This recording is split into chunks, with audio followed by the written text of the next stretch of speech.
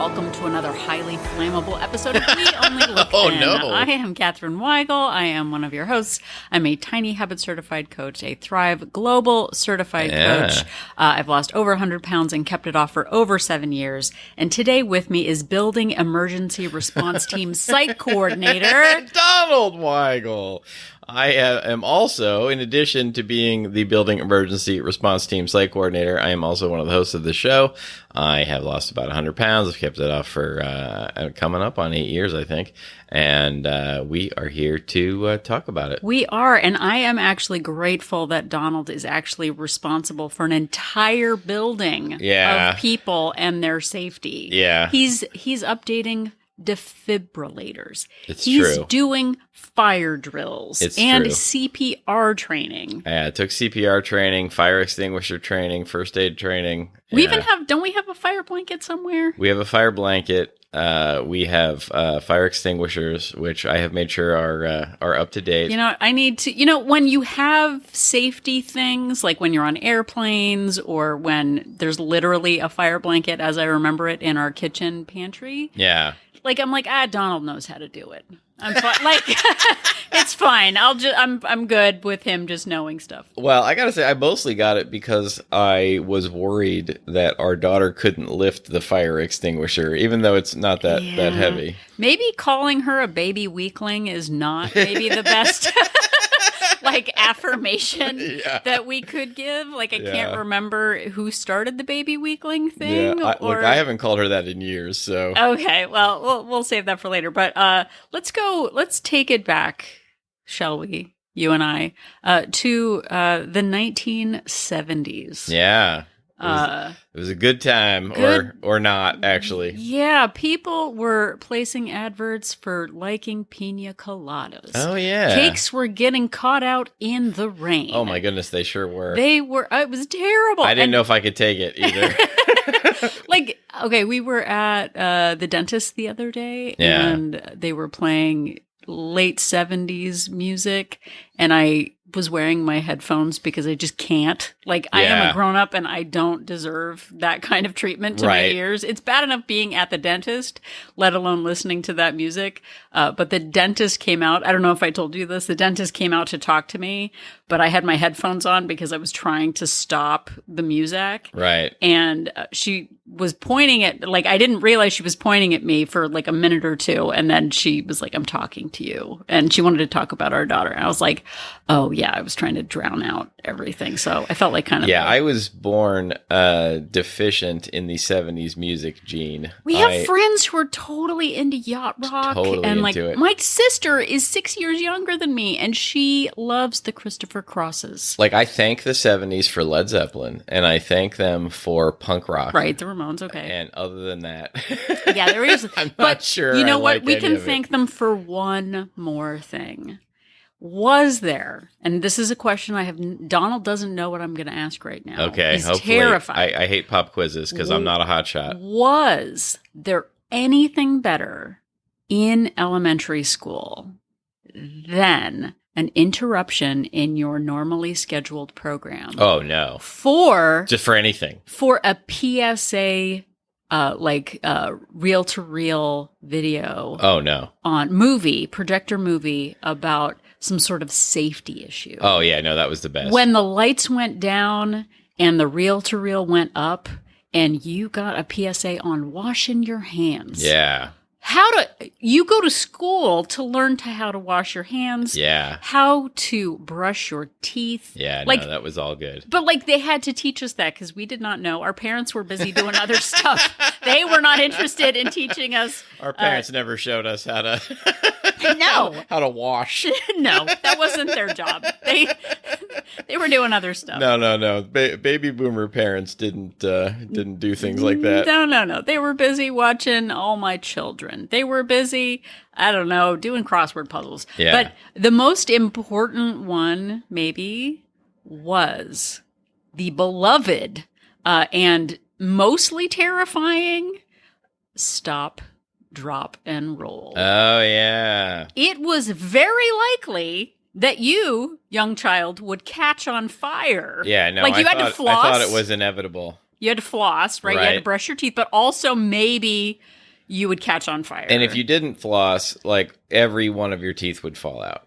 I know, but worse. That was the message. Worse, your clothing was definitely going to catch on fire. Yeah. Like combustion was going to happen. Yeah, no, for sure. It seemed like, from watching TV sitcoms, it seemed like two things were inevitable: that I was going to spend at least a day in jail. Yes, definitely. And that I would catch on fire at some point. Exactly. So I actually did a little bit of research on stop, drop, and roll. In the 1950s and 60s, fabrics were designed that they didn't realize were highly flammable. Yeah. And it turns out that this stop, drop, and roll sort of initiative built traction in the 1970s as a response for the need for public safety education. Like, in response, like, oh, we need to tell people, like, not to smoke in bed and not to have, like, frayed wires like under rugs. Your rug, like, yeah.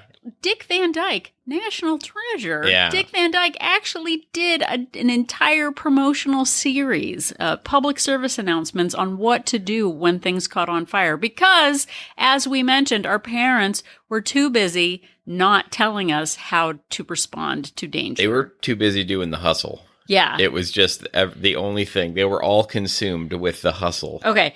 And Dick Van Dyke, the whole the series of sort of fire safety was actually called Learn Not to Burn. Like, we had to teach people to not be on fire. Well, in fairness, I don't know that we've gotten any better, really. Well, but like, okay, they had one to grow on, like PSAs on cartoons. G.I. Joe was telling us that, like, knowing was half the battle. Oh, that's true. We had to have our TV programs tell us how to react because family members were not going to do it. And I think, okay, this is what this is tying into We Only Look Thin. Yes. Is that I think that we might, after almost 400 episodes, might need to let our listeners know that we need response PSAs for how to deal with weight loss emergencies. Oh, now I get it. Exactly. So we learned that stop, drop, and roll was how to keep ourselves from catching on fire. Yeah. But do we have an emergency plan for our habits when they burst into flames? Oh, boy, that's a really good question. I mean, and look, we see the dumpster fires. Like, we're like, oh, I'm a dumpster fire, ha, ha, ha. But we don't know how to react or extinguish our own personal dumpster fires. So today, on this very podcast, we are going to help you, dear listener, learn how to stop, drop, and WOLT. See, stop, drop, and WOLT. So we know, like, we were ready. I am primed to stop, drop, and roll. And we are going to teach you how to stop, drop, and WOLT. So, Donald, why don't you kick us off? What do we do first? Well, the first part of stop, drop, and WOLT is to stop. You want to interrupt the spiral. So what we're talking about here is that we will oftentimes have what we're calling for this episode, habit fires, where we feel like our habits have gone up in flames. And then we go into a shame spiral that we can't get out of. And we just our instincts at that point are to give up and just let all of it burn down. So, for example, you get on the scale and it's up. It's suddenly the weekend and you go out to dinner and you don't track. Like, suddenly this is an emergency. That's it. There's no reason to go on trying to take care of my health goals. Everything is ruined. That kind of, a catastrophe like that. Exactly. And when those things happen, and I've done it over and over and over again throughout my life, I would have one of these moments and then I would give up entirely on doing anything, on any healthy habits. Yeah.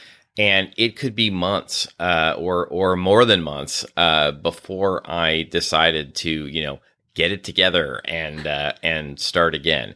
So instead of allowing all of it to burn up, so to speak, create a space between the habit fire and the shame spiral. So when one of these events happens to you, stop. That means hit pause and don't catastrophize. Use a quick mental checklist. Ask yourself, what just happened? Was I too hungry? Was I too tired? Was I just lonely? Was I just overwhelmed? And then assess the size of the fire. Like, how big of a, habit fire is this really? Before you sound the full alarm and say to yourself, I quit, or I've ruined everything, or I'll never get this, or I'll never do this. Like, check around. Is your whole house of habits on fire, or did you just leave one burner on? Well, I totally would just be like, oh no, like I didn't track that. Quick, pour more gasoline. Like, quick, like, exactly. If I'm going to go out, I'm going to go out in a blaze of glory. Well, it's that thing that I've talked about too, about, I would dig myself a small hole. Yeah. And then instead of just trying to climb out of that small hole, I would just decide, well, I'm just going to keep digging until I really feel like climbing out of the hole and not, try and turn it around at all. Oh my gosh. So ask yourself, did every habit fall apart, or was it just one? We've done episodes about canaries and a canary in a coal mine. Check your canaries. Are there just certain signs? Are there certain habits that you see that are slipping that maybe you could get a hold of? Is this just about food? Did you get some movement in? Did you do some of your habits, or did you really just let everything go? Exactly. We talk a lot about sort of the constellation of habits that make up your healthy habits. So really assessing each one individually and just saying, instead of saying everything is terrible, really matters. So like, are you still listening to podcasts? Are you still drinking water? Are you wearing your Fitbit? Are you sleeping okay?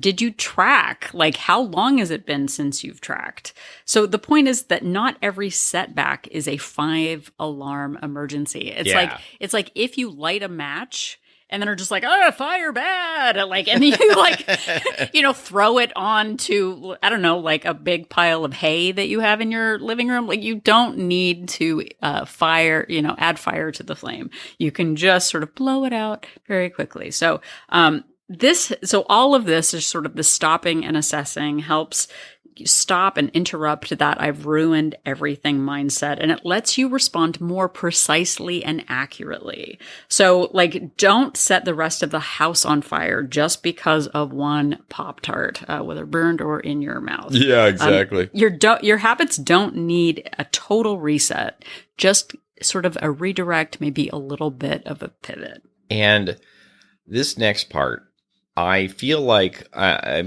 Catherine opened up talking about how I really am in real life the building emergency response team site coordinator for the building. I got voluntold to take over that job at work. If I was going to be the kind of like mascot or spokesperson for one thing, it would be letting go of the all or nothing mindset. Yeah. You can do things halfway, and a lot of times halfway, partway, 10% of the way is so much better than doing nothing at all. It doesn't have to be the perfect thing or nothing at all. You need to, let me rephrase. It is helpful to try and drop the shame, drop the perfectionism, and drop the narrative that everything is ruined when you have one of these common fires. Oh my gosh, so much. And some of these common fires are an unplanned weekend. Old friends drop in. You end up with too many drinks. You end up, ordering late night pizza. You have a stress storm, not a firestorm, a stress storm, a sick kid, a deadline from heck, Yep. I tell you. You've forgotten that you even have goals. You have emotional burnout. You step on the scale and you have some, disappointment because you feel like you've done everything right for the week and it's not going the direction you want. You have a body image crash. You see yourself, like a picture of yourself. You see yourself in the mirror, like you put on some clothes that used to fit and they don't anymore. Or maybe you just have a full-on YOLO moment. Yeah. You only live once moment. And this is the time to really try and rewrite that script. So instead of I blew it, or, I'll never get this right, or what's wrong with me, try, well, that happened. What's the next best thing I can do for my health? And then another important part of this is to hold some emotional fire drills with yourself when you are in a really good headspace. Plan for these moments in advance. Have policies. Practice telling yourself, seriously, like this may seem silly, but when everything is going well for you, even if it's just for a part of the day, practice telling yourself, I am going to, at a minimum, stick to these habits regardless of whatever else happens. I don't need to soothe my feelings with food when those times come up.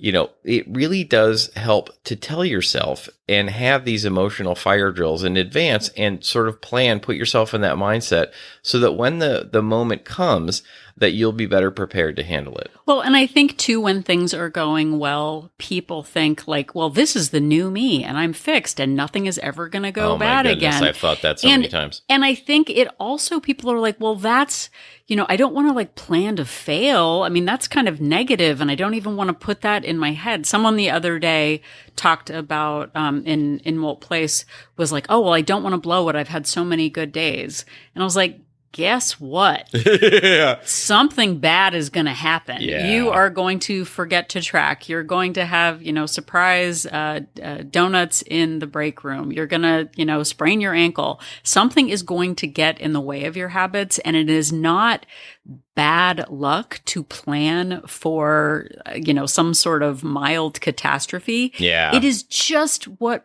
people do. Like, you don't go like, oh, I don't want to have like, earthquake insurance because I feel like that's just bringing negative energy into my space. Yeah, exactly. Like, I don't want to have health insurance or even like, okay, this is an extreme example, but what if you said to yourself, well, I don't want to wear a seatbelt because I'm just like asking for an accident to come along. Oh my gosh. And like, we have emergency response like things in our life because things happen. Like, and it's not, again, wishing bad luck on yourself. It's about running drills. They do it for fire drills, safety drills at school. Why would your health goals be any different? It's not like you're this before and after person. When we have setbacks, it is our responsibility as adults to manage those setbacks and not catastrophize them. And as part of my position as, I know I keep saying it again, as the site coordinator for emergencies at my building, like I hope I never have to do anything. Oh my gosh. I hope that I'm never called upon for any of these emergencies, but it's a whole lot better that I'm prepared for them, that I have taken the CPR and the first aid and, more importantly in terms of the building, like that we have, defibrillators around and that I'm going around making sure that they're working properly. Like, it's so much better to be prepared than to not be prepared, or that we're having these fire drills, because really, like people, really are lackadaisical about fire drills, and you probably have had fire drills at work and you don't really care, or at school or whatever. And it's just annoying. But the fact that you've had something in your mind that teaches you some practice for when a real emergency comes really could make a difference when an actual emergency strikes. And that's what we're talking about when it comes to these health and fitness emergencies, which are, admittedly much less serious, but no less important for your long-term health to practice and to be prepared when you just decide, I want to give up and let it all go. Exactly. I mean, can you imagine if they were like, well, if there's a fire, definitely panic and run and push people. That's right. That's right. just like all the way. And I think, as we sort of go back and bring this back, so we've done the stop, we've done the drop. Now we're getting to the big A at the end. What do? You WOLT. You WOLT. That's what you do. But we have talked about before reframing the idea of an emergency. I've got emergency meals. I've got emergency backup, and reframed it as good luck. What good luck that you have your WOLT, toolbox or kit or, good luck supplies on hand that you can go back to when there is some sort of disruption. And I think, we talk about good luck meals. There are so many other things. Guess what? There are almost 400 episodes of resources that you can call upon when you have a habit emergency. And really, when things are going well, we think that we're like, oh, well, everything's fine now and I don't really need to pay attention. But when things sort of fall apart, that's when you can go back to what you do when you do things well. What kind of basics can you return to? So what habit resources can you call upon when you feel like you're off track? Go back to listening to podcasts. Go back to charging your Fitbit. Go back to tracking your breakfasts. Sometimes when we have an emergency, we think we need to go back to perfect, but we can just go back to the basics that we did when we started our joint venture. Obviously, if you were just off track for a day or two, it's not that big of an impact. But if it's been a while, going back to basics can really matter. And again, when the scale doesn't go our way, we can pause and just say, this is a data point, not the end of my weight loss and health journey, and just go back to what can I do today to set myself up for success for tomorrow. So your re-entry strategy are those sort of like tiny actions that we can take to take back our health goals and let go of that shame and guilt that Donald was talking about. Yeah, absolutely. So for example, I didn't track all weekend, but I'll log my breakfast and lunch today.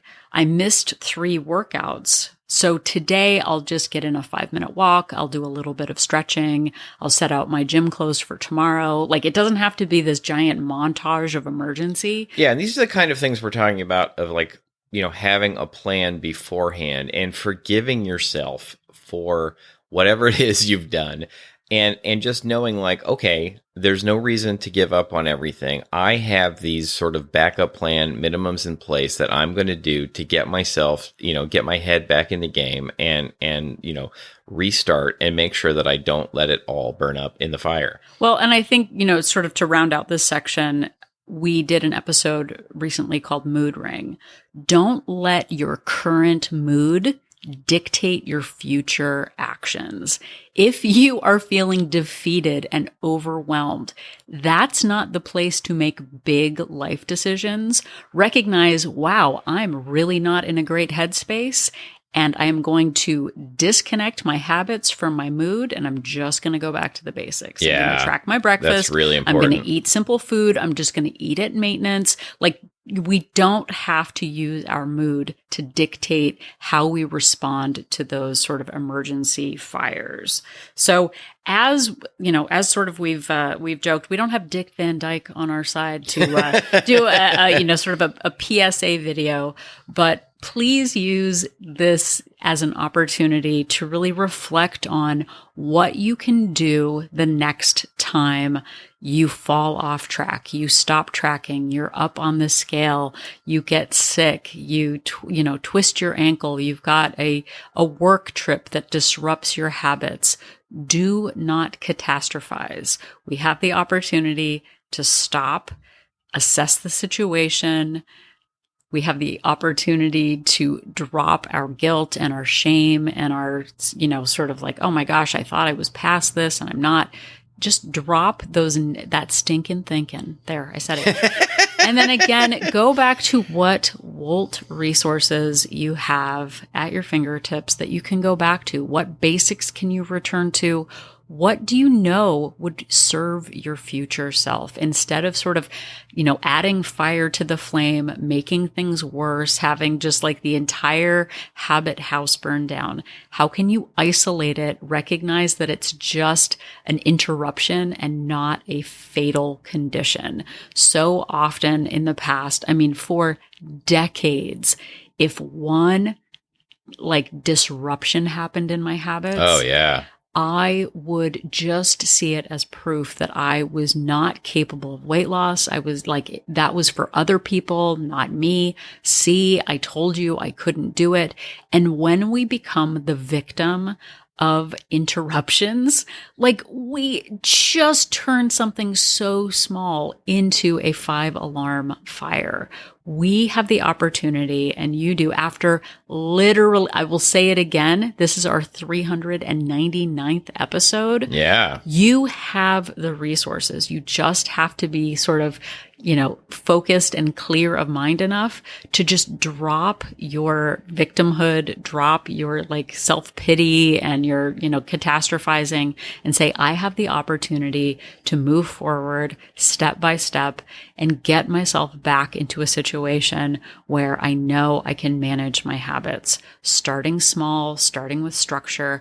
Imagine in every single building, there are break glass to get fire extinguisher or whatever it is. What emergency plan do you have? Yeah. What good luck plan could you literally on a piece of paper, which is, what old humans used to use? That's what they used to use in the 1970s when they were. That's why everything was so flammable. Watching PSAs, yeah. But literally make a short list of hey, Catherine, when you're feeling discouraged, let go of the stinking thinking. Start with the next best step. Throw out all the leftovers. Go on a 5-minute walk. Reconnect with your community. These are the things that we can do to prevent that 5-alarm fire in our heads. When we stop and break it down and see that it was just a small disruption, we are able to pull back on our habits, get ourselves resettled, and really advocate for ourselves in a way that for decades we couldn't. So again, stop, drop, and WOLT. Whoa. And WOLT. Everyone, stop, drop, and WOLT. Yeah, you'd think we would have gotten that right at this point. You have just listened to the 399th episode of We Only Look Thin, bananas. and we thank you. Next week is 400. What are we going to do for it? We don't know yet. We don't know. We'll figure it out at some point.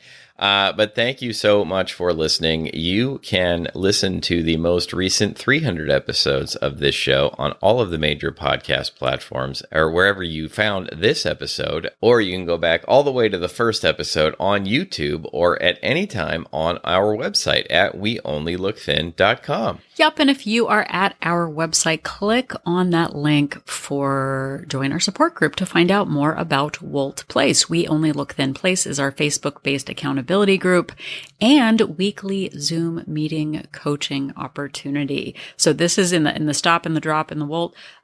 Stop on our website, drop your finger on the click button for join our support group, and head over to WOLT Place. We've got accountability challenges, and just it's a place to be super honest about your successes and your setbacks on your weight loss journey ventures with other women who have been through this and who are going through this. We have people who are just starting out on their weight loss journey ventures. We have people maintaining. So really, it's just an amazing place to work on yourself while being your actual authentic self. We have 2 subscription options, a monthly subscription with a 3-day complimentary trial and a 3-month subscription with a 7-day complimentary trial to see if WOLT Place is right for you.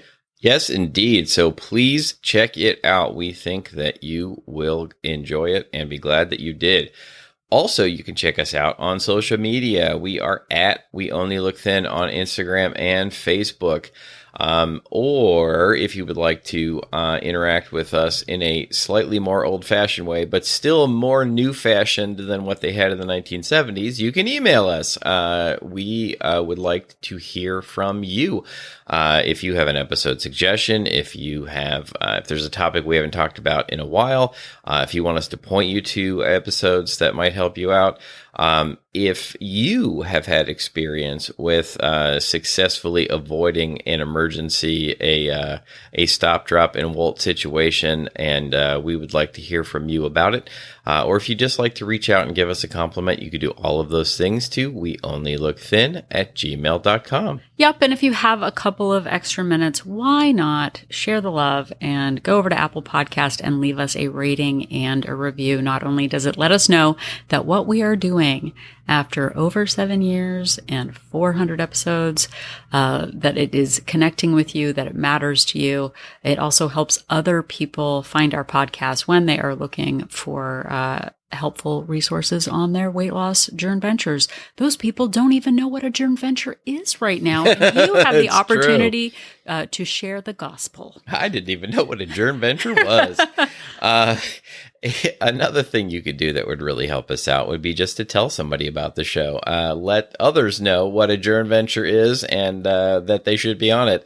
If you are, in a conversation and it comes up, if you know somebody you think might get something out of the show, or if you're in an online group and, a Reddit, a Discord server, a Facebook group, and it makes sense to give us a shout out, we would really appreciate it. It really does help the show grow. It sure does.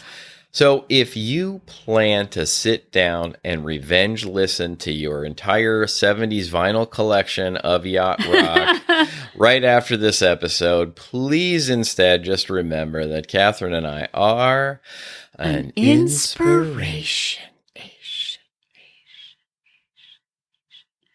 I thought you were going to say Catherine, Donald and Catherine are sailing away. I don't do that.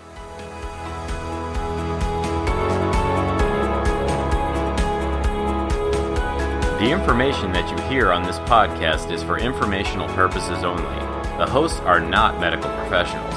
You should always consult with your doctor, nurse, or other certified health professional before beginning any diet or fitness program.